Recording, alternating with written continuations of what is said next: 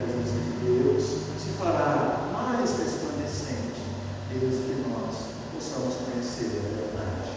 E quando nós falamos da verdade, não podemos deixar de lembrar o Espírito de verdade. Porque no capítulo 6, no coração do Evangelho segundo o Espiritismo, o Cristo Consolador, o Espírito de verdade, logo na sua primeira mensagem, no item 5, dirigindo-se a nós, ele diz: Espíritos, amai-vos. Este é o primeiro ensinamento. Lembrando o que dissera antes nosso Senhor Jesus Cristo, ou seja, a lei de amor. Amar a Deus acima de todas as coisas, mas amar a Deus de todo o coração, de toda a alma, de todo o espírito, disse Jesus. Ou seja, amar a Deus no corpo. Amar a Deus significa amar, compreender e viver as leis de Deus, a palavra de Deus, o pão da vida, as leis morais, a lei de justiça, amor e caridade. Por isso que na sequência ele dirá, e aqui tem o segundo: amai o vosso próximo, porém de maneira análoga a que nós amamos a nós mesmos. Que é um convite inequívoco ao alto amor, que é o contrário do alto desamor. O alto amor que não tem nada a ver com vaidade e que fala de auto-respeito, de autoconsciência, de auto-iluminação e, consequentemente, dessa auto-alegria. Porque através desse conceito a gente percebe que a alegria não depende dos outros. A minha alegria não depende do momento exterior. A alegria depende do nosso coração, que está em nossas mãos. Mas na sequência, o Espírito de verdade nos surpreende, porque ele acrescenta dizendo: instruí-vos, esse é o segundo mandamento. E essa é uma revelação, esse é um fato novo, porque isso é algo que Jesus não houvera dito antes. Vejam, o Espírito de verdade está elevando a instrução ao nível da lei de amor. Mas, de qual instrução exatamente ele está falando? Lembremos antes que no século XIX, instrução tinha o significado de educação. Portanto, ele não se referia a uma instrução técnico-profissional, mas a educação ético-moral. E para que não ficássemos com nenhuma dúvida, na sequência, ele é mais específico, na mensagem seguinte, diz: instruí-vos na preciosa doutrina. A doutrina divinal, no Paracleto, no Consolador prometido, a doutrina espírita. Por quê? Porque ela dissipa o erro das revoltas humanas. É verdade que o nosso planeta é assinalado por inúmeras desigualdades. Desigualdades econômico-sociais, desigualdades intelecto-culturais, desigualdades de recursos, desigualdades de talentos, de aptidões, de saúde, desigualdades espirituais, e que levam a muitas e muitas injustiças que já deveriam ter sido diluídas da terra há muito tempo. Mas a verdade é que não existem injustiçados na terra. Por quê? Porque nada, absolutamente nada, se nos acontece por acaso. Não foi o acaso que colocou o vírus do SARS-CoV-2 na humanidade. Não foi o acaso que produziu as enchentes e as inundações do ano passado. Assim também não é por acaso que nós aqui nos encontramos. Nada se nos acontece por acaso. Mas quando nós adquirimos esse conhecimento, essa verdade libertadora, nós vamos diluindo esses conflitos. Desaparece, portanto, aquela autopiedade, aquele auto-vitimismo. Então compreendemos o objetivo da aprovação humana. Porque não estamos aqui para ser castigados, para ser destruídos, muito menos punidos. Estamos aqui para ser reeducados. Mas a tristeza, ela permanece rondando em torno de nós. Mas agora, à luz da doutrina espírita, à luz da verdade, podemos compreender melhor as suas raízes, a sua gênese. E a benfeitora espiritual nos diz que são duas as grandes gêneses. A primeira, como já falamos, fala das nossas reminiscências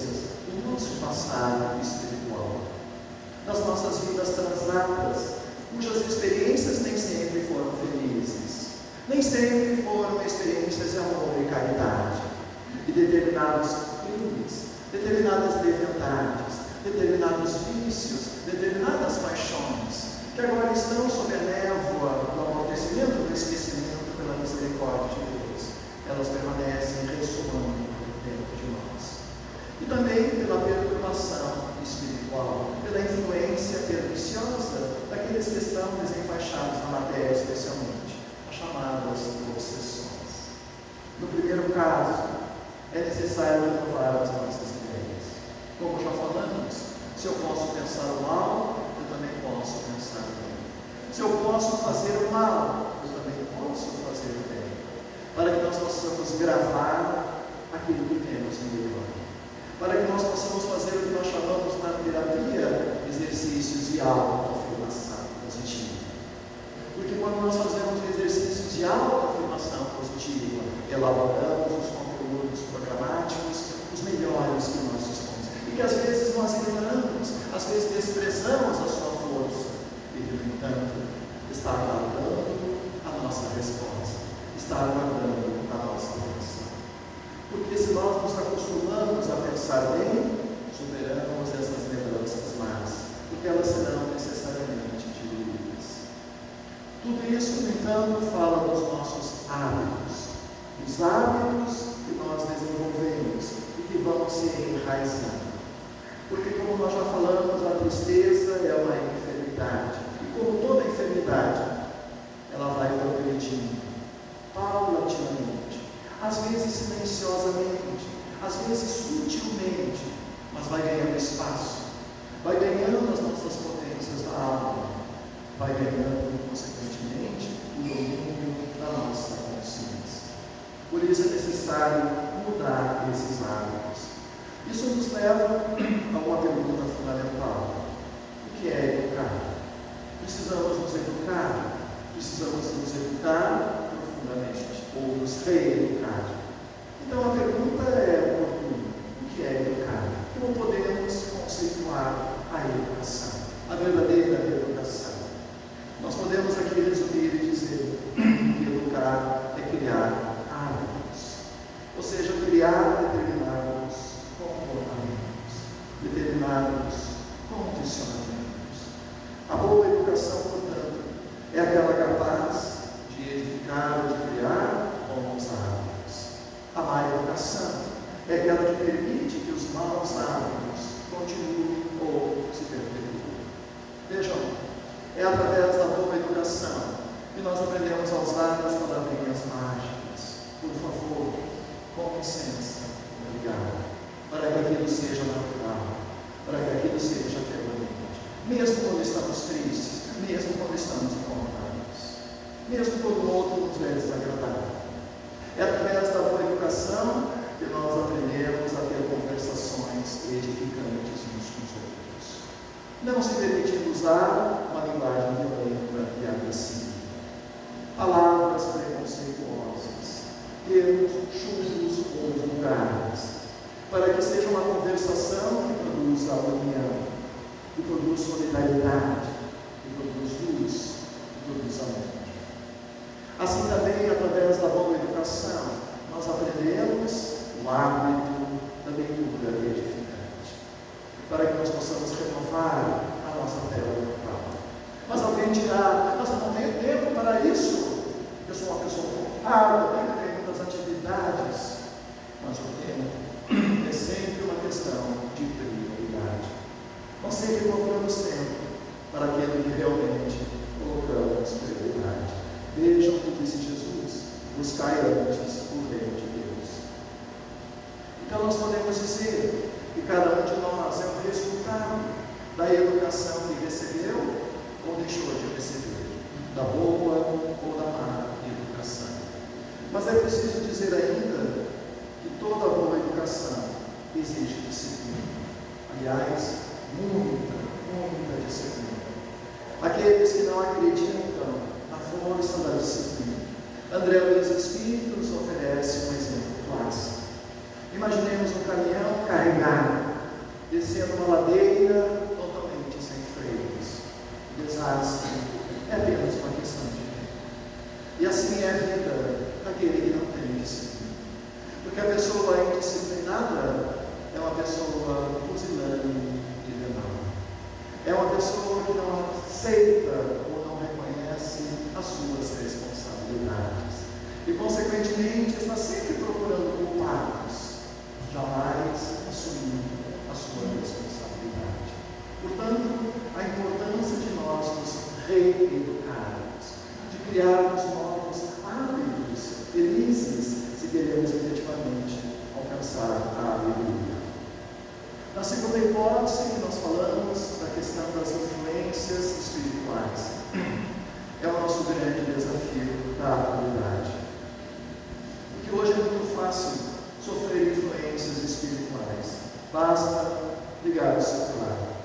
Basta ficar 5 minutos no celular e você vai receber uma carga extraordinária de influência espiritual, normalmente as piores possíveis. Depois da pandemia da Covid-19, do vírus físico, nós tivemos na Terra 2 outras pandemias. Primeiro foi a pandemia do medo, a pandemia psicológica, chamada coronafobia, que ainda permanece em muitas pessoas. Mas a mais grave foi a que sucedeu a elas, que é a pandemia da obsessão. Exatamente pelos medos que ressomaram, pelos conflitos, pelas preocupações, pela melancolia e pela tristeza. Portanto, é necessário dar-se conta que tudo isso fala das nossas dívidas, que fala das minhas fraquezas morais, fala da minha sombra, fala exatamente daquelas emoções primitivas que nós já deveríamos ter identificado e de alguma maneira educado, especialmente o medo, a ira, a raiva e o ódio. No entanto, diz a benfeitora espiritual, ninguém reencarnou na Terra apenas para pagar, porque Deus não é cobrador. Deus é um Deus de misericórdia. Deus é amor, meus irmãos.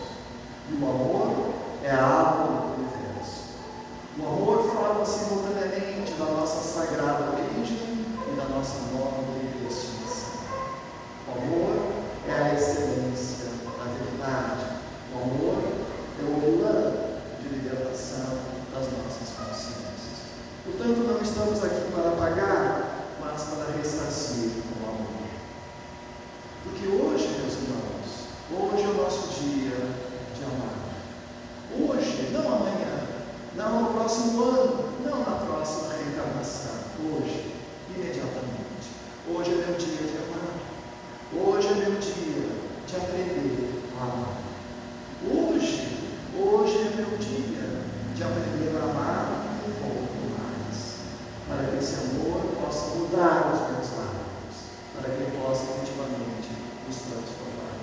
Isso nos lembra uma passagem de Pedro, na sua primeira epístola, quando ele diz: acima de tudo, tende amor intenso uns para com os outros, porque o amor cobre uma multidão de pecados. Vejam que quando Pedro foi escolhido por Jesus para ser a pedra, a base da sua doutrina aqui na terra, do cristianismo, ele não pergunta a Pedro sobre a sua experiência, não pergunta dos seus conhecimentos, do que ele entendeu, qual é a sua capacidade, quais são os seus recursos. Ele só faz uma pergunta a Pedro: Simão Bar-Jonas, tu me amas? Então, apacenta as minhas ovelhas. E ele pergunta 3 vezes, querendo nos dizer: se tivermos amor, tudo mais nos será dado efetivamente por nós. Voltando ainda ao capítulo 6, para que fique bem claro a mensagem do Espírito de verdade. Ele diz no item 7, agora finalmente ele se revela e diz: eu sou o grande médico das almas, o divino Paracleto, o consolador prometido, e veio trazer-vos o remédio que vos há de curar. Esse remédio é a doutrina espírita. Mas como todo remédio, ele precisa seguir a posologia do médico. Eu não posso tomar o remédio do jeito que eu quero, e muito menos do jeito que eu gosto, mas conforme a minha necessidade. Portanto, a doutrina espírita, ela precisa ser tomada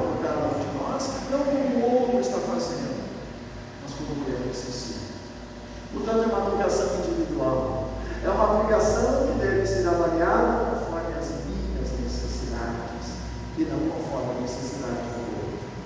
Ele diz: os fracos, os sofredores, os enfermos são os meus filhos prediletos. Eu venho salvá-los. Não os fracos do corpo, mas os fracos da vontade humana. Os fracos do desamor. Os fracos que tombaram na desesperança, no desalento, na depressão. Os fracos porque estão na autopiedade, na autocrítica, congelante para a miséria.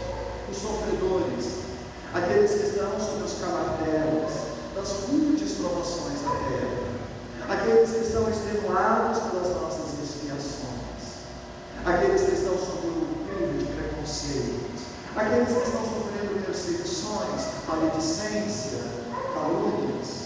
Esses são os sofredores. E também os enfermos. Não apenas os enfermos do corpo, mas os enfermos da alma. Aqueles que estão prisioneiros de determinados vícios. Aqueles que estão anestesiados por determinadas paixões. Que pode ser a paixão do dinheiro, a paixão do poder, a paixão da ilusão.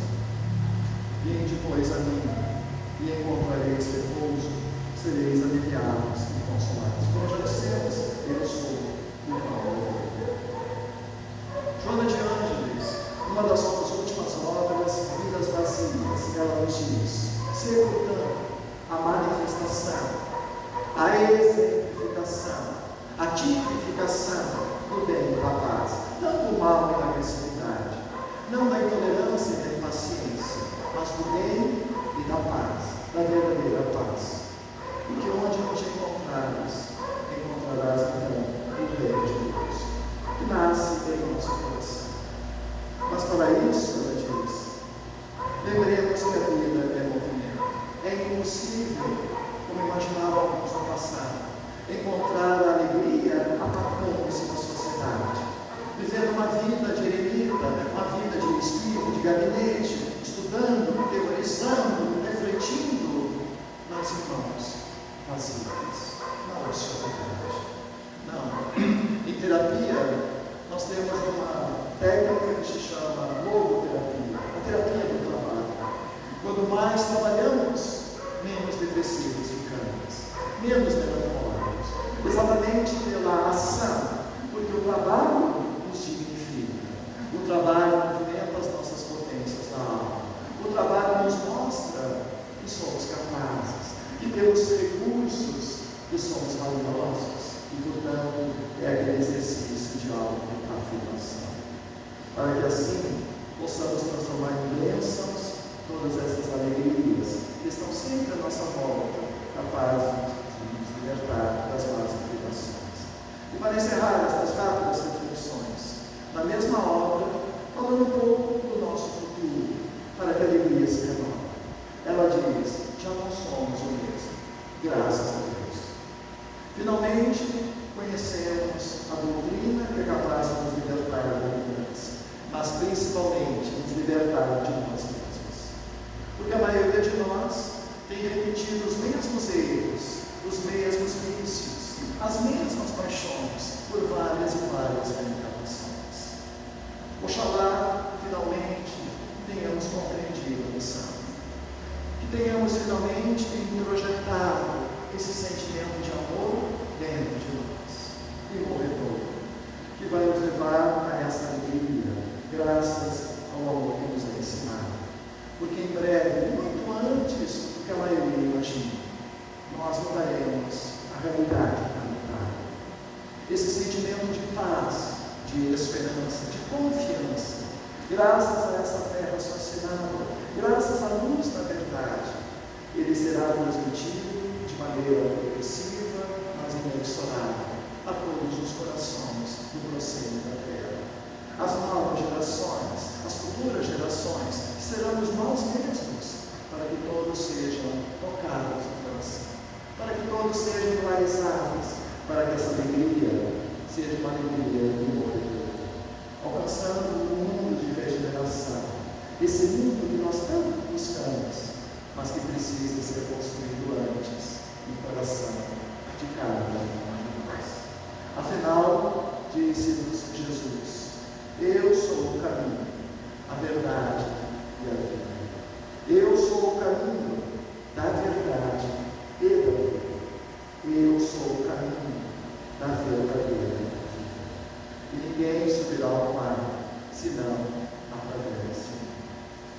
E assim, sentindo e pensando, profundamente agradecidos, profundamente felizes por aqui nos encontrarmos, só podemos então dizer: Senhor, faze, portanto, em mim a tua, que é a vontade da plenitude, da felicidade.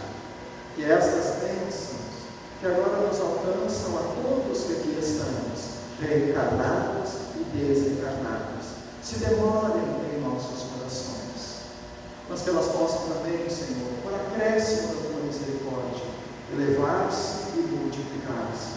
Que elas possam alcançar os nossos entes queridos, as nossas famílias, os nossos lares, onde quer que eles se encontrem, abençoando-os igualmente, para que se renovem as nossas alegrias, para que se iluminem os nossos caminhos, para que se apacentem os nossos corações.